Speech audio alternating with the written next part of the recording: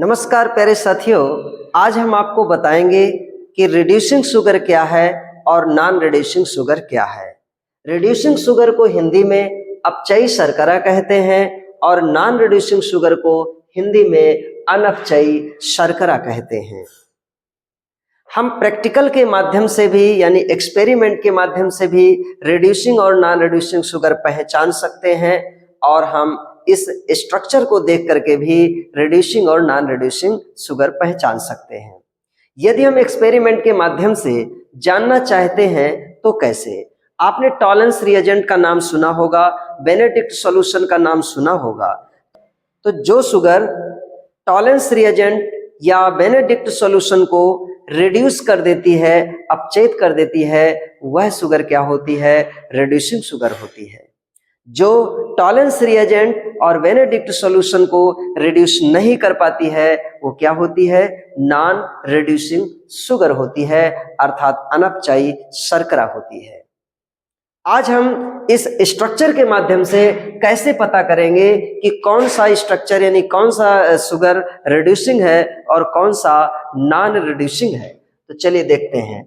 आपके सामने ये जो स्ट्रक्चर रखा है डाइसैकेराइड का है और उनमें से डाइसैकेराइड का एग्जाम्पल लैक्टोज है।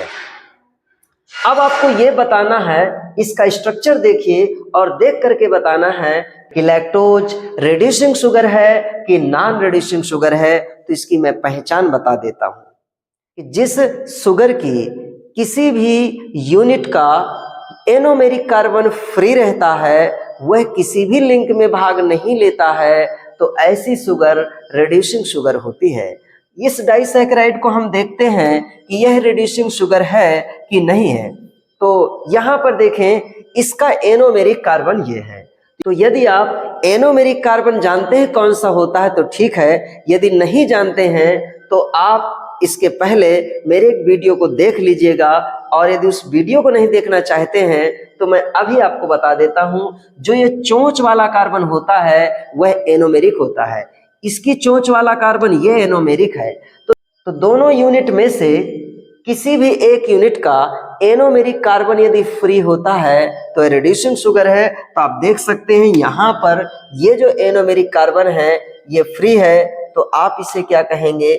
एनोमेरिक कार्बन यहाँ फ्री है, एनोमेरिक कार्बन फ्री है। तो यदि एनोमेरिक कार्बन फ्री है तो इसका मतलब लैक्टोज क्या होगा? रिड्यूसिंग शुगर होगा।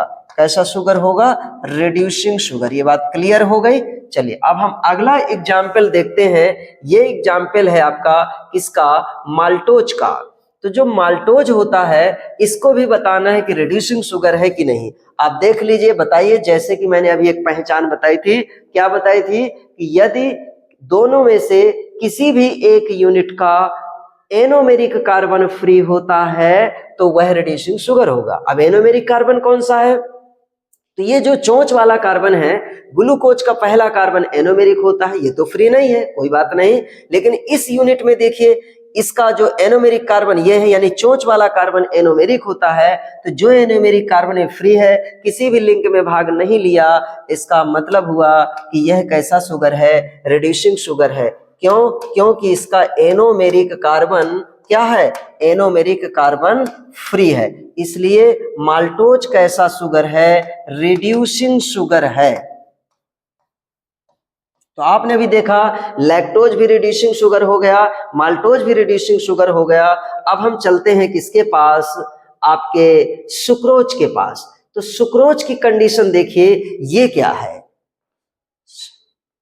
इसमें से देखिए, ये चोंच वाला कार्बन ये है यानी एनोमेरिक कार्बन ये है इस यूनिट का, और इस यूनिट का एनोमेरिक कार्बन ये है। तो बताओ ये दोनों क्या एक दूसरे से लिंक में शामिल है ना? अर्थात ये दोनों में से किसी भी एक यूनिट का एनोमेरिक कार्बन फ्री नहीं है, इसलिए ये नॉन रिड्यूसिंग होगा। इसमें एनोमेरिक कार्बन फ्री नहीं है, फ्री नहीं है।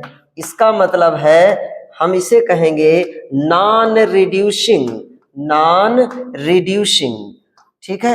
अब जो यहाँ पर ये जो ग्लूकोज की अब यहाँ जो ग्लूकोज की यूनिट होती है, तो ग्लूकोज में एनोमेरिक कार्बन ये होता है, यानी पहला कार्बन, और जो फ्रैक्टोज होता है उसका दूसरा कार्बन एनोमेरिक कार्बन होता है। देखो ये 1 और ये 2, लेकिन ये पहला दूसरा नहीं ध्यान रहता, तो मैंने सबसे बेस्ट आपको ट्रिक बता दी है कि आप चोंच वाले कार्बन को देखिए, तो ये जो चोंच वाला कार्बन है ये भी फ्री नहीं है और ये भी फ्री नहीं है, इसका मतलब है यह नॉन रिड्यूसिंग होगा।